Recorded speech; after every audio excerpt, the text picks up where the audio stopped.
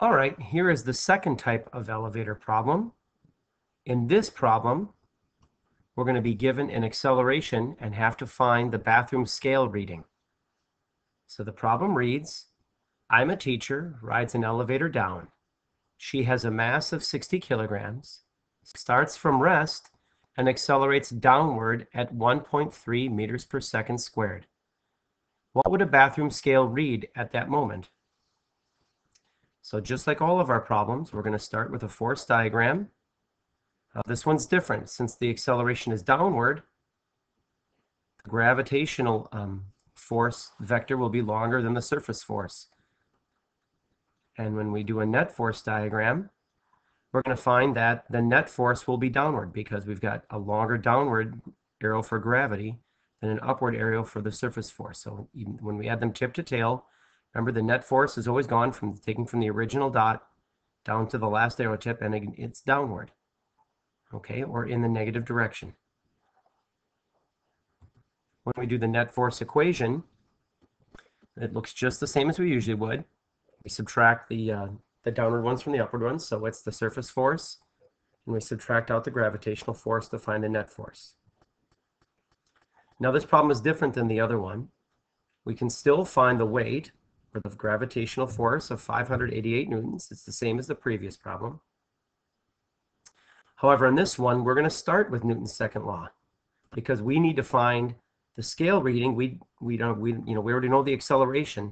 We need to start this way. So we're going to use Newton's second law, and we're going to use the net force version of it.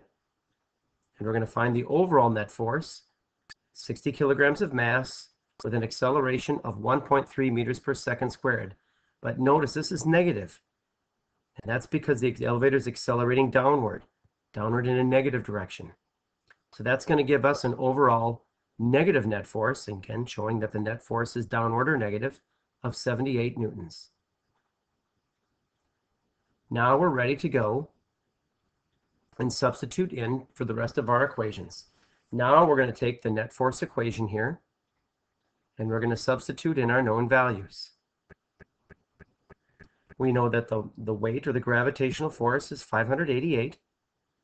And from Newton's second law, we know that we've got a net force of negative 78 newtons because it's downward.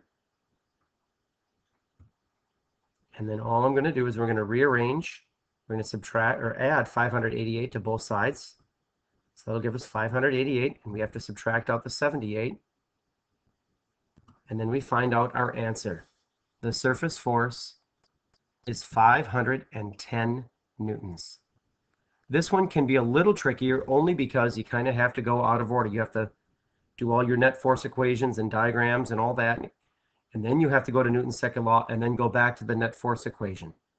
But you just have to think about what it is you're looking to solve for.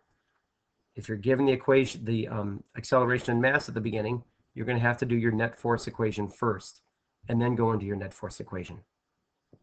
All right, that's how to solve elevator problems to find a scale reading on an elevator.